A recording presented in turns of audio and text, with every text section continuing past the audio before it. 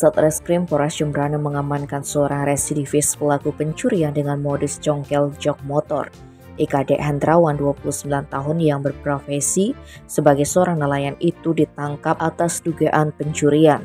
Tersangka ditangkap di areal Pelabuhan Perikanan Nusantara Pengambengan, Kabupaten Jembrana pada Selasa 21 November.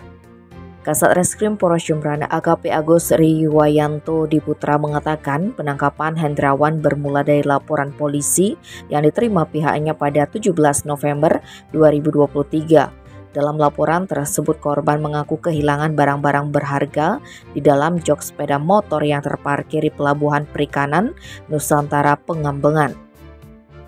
Adapun modus operandi pelaku lanjutnya adalah dengan menarik jok sepeda motor yang terparkir di area pelabuhan. Setelah jok terbuka, pelaku kemudian mengambil barang-barang berharga yang ada di dalamnya. Oleh pelaku, barang-barang hasil curian tersebut kemudian dijual untuk mendapatkan uang.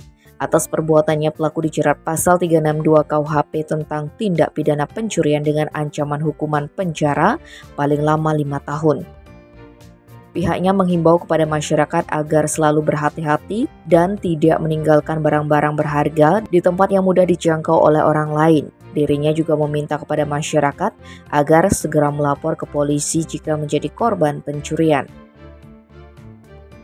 Tim Bali Express melaporkan.